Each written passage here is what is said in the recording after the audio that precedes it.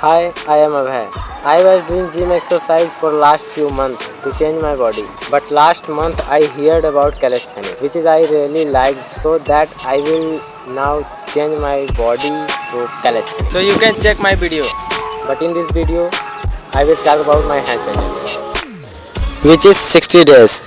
And मेरा English यहीं पे ख़त्म होता है और स्टार्ट होता है प्लानिंग। थोड़ी देर रिसर्च करने के बाद मैंने अपने हैंडस्टैंड जर्नी को 3 पार्ट में डिवाइड किया, which is mobility, technique and strength. अब ये पार्ट सबसे डिफ़िकल्ट है, पर स्टार्ट करते हैं इजी। पर उससे पहले थोड़ा रेस्ट लेना बहुत ज़रूरी है। सो पार्ट 1 में मैंने मोबिलिटी एक्सरसाइज पे काम करना स्टार्ट किया। इसका मेन गोल था full shoulder flexibility. Mobility exercise पे काम करने के बाद I have moved to the next part, which is technique. अब असली खेल शुरू होता है यहाँ पर।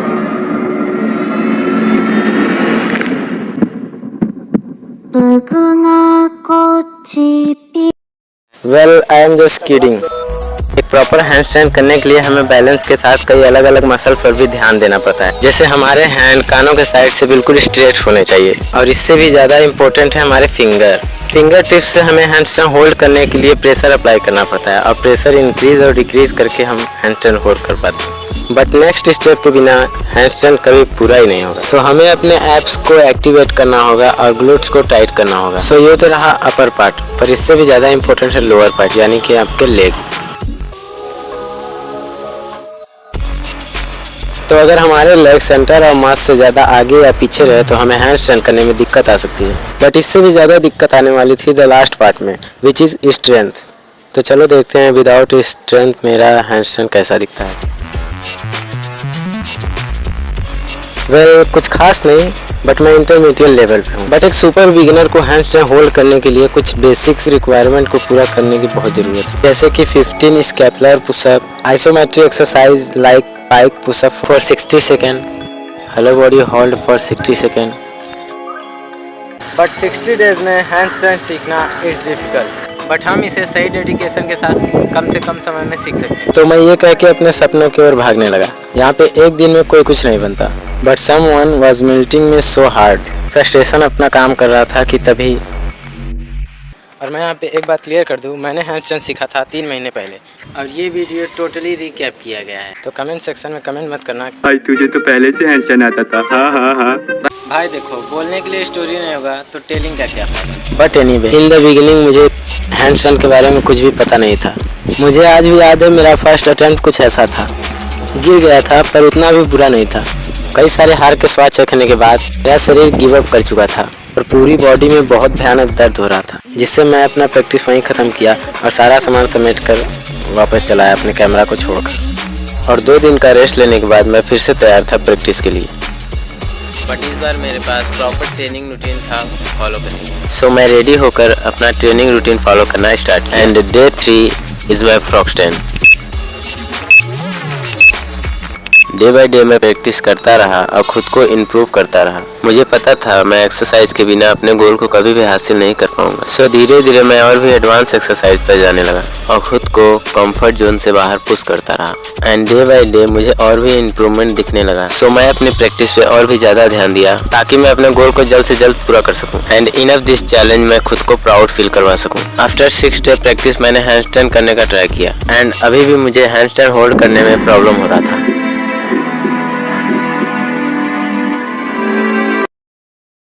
ऑल राइट, अब मेरे पास केवल एक ही ऑप्शन बचा था, और वो है प्रैक्टिस।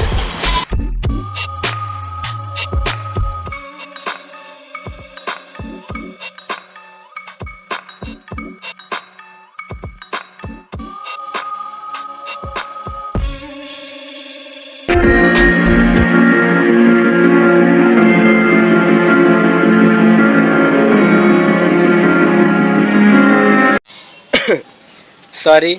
और डे 7 में अपने घर पे रैंडमली हैंडस्टैंड करने का ट्राई कर रहा था। And then something was clean. First time मैंने अपने हैंडस्टैंड को 3 सेकेंड होल्ड किया, जिससे मुझे बहुत खुशी मिली। बट ये खुशी ज़्यादा देर तक नहीं टिकी। आफ्टर माई 3 सेकेंड होल्ड मेरा हर अटेम्प्ट फेल हो रहा था।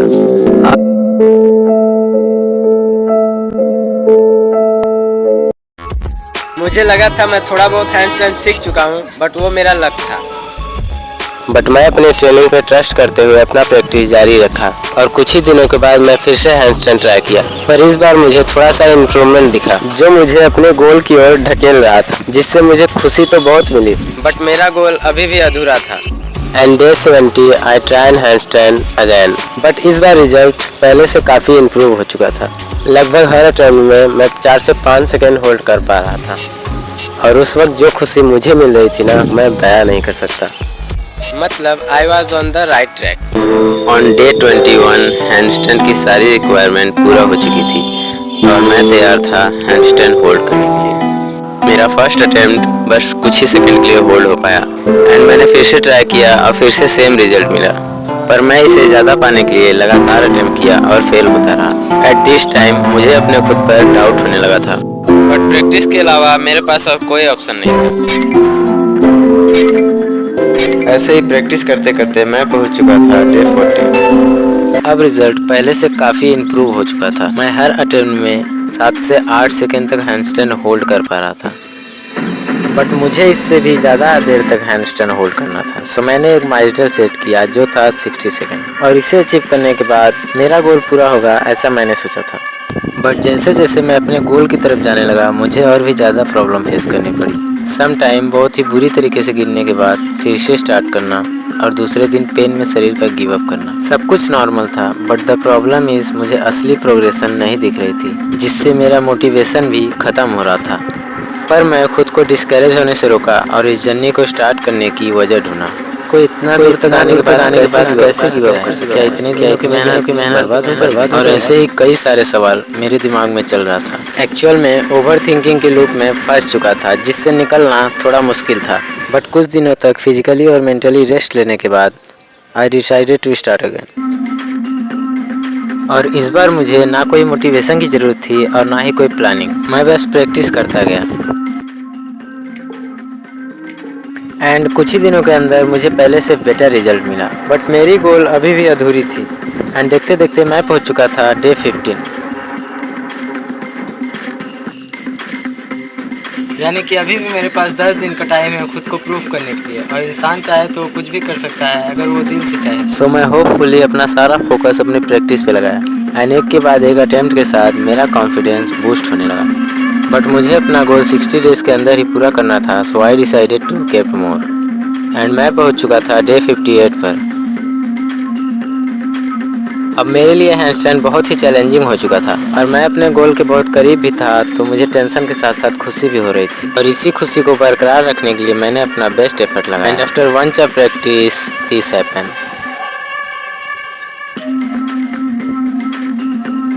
And finally I did it, ऐसा मुझे लगा। But after review the footage I was shocked. यहाँ पे बस कुछ ही सेकंड के लिए मेरा चैलेंज पूरा नहीं हो पाया।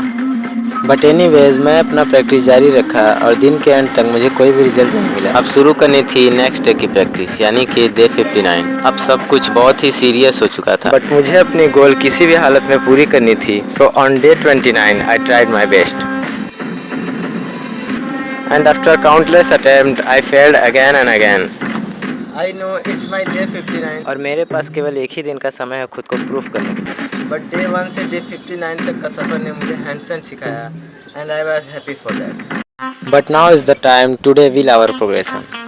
टुडे इज़ माई टुमारो, यानी कि डे 60। सो ये मेरा आखिरी मौका है खुद को प्रूफ करने के लिए। So I started handstand and kept trying over and over, failing again and again. And after 50 minute of practice the sun was melting me, so I decided to take a break. Break से याद आया मुझे breakfast भी करना था। So after 50 minute of पेट पूजा अब करना है काम दूजा। सो मैं फिर से अपने लोकेशन पर आया और खुद को ऑल द बेस्ट बोल के प्रैक्टिस करना स्टार्ट किया। एंड एक के बाद एक अटेम्प्ट फेल हो रहा था। And then without hoping for anything I started again. At this time I felt almost tired, but I kept holding my handstand. And after 52 seconds my handstand hold, I felt I was did it, but it's not. At this time I almost give up. But then मुझे अपना friend मिल गया। Hello, not this one. जो मुझे cheer up किया challenge पूरा करने के लिए। So I decided to start again. So on my last attempt जो होगा देखा जाएगा, ऐसा बोल के मैंने स्टार्ट किया। एंड ये बच्चे लोग हर एक सेकंड मुझे इनकरेज करने लगे। जिससे मुझे अपनी गोल और भी आसान लगने लगी।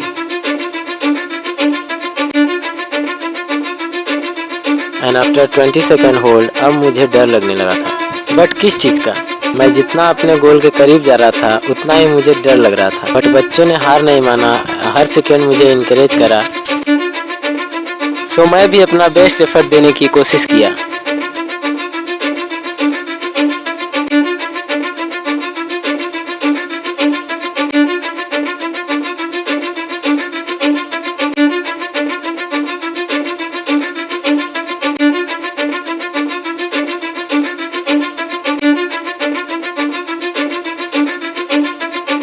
I don't give a fuck what you say. Yeah, I'ma do. And finally I got it. So you can go kick rocks, I'ma stack bricks up. सो ये तो रहा मेरा हैमस्टर जर्नी। वीडियो अच्छा लगा हो तो वीडियो को लाइक करें, चैनल को सब्सक्राइब करें और आने वाली वीडियो का इंतजार करें। तब तक के लिए टेक केयर।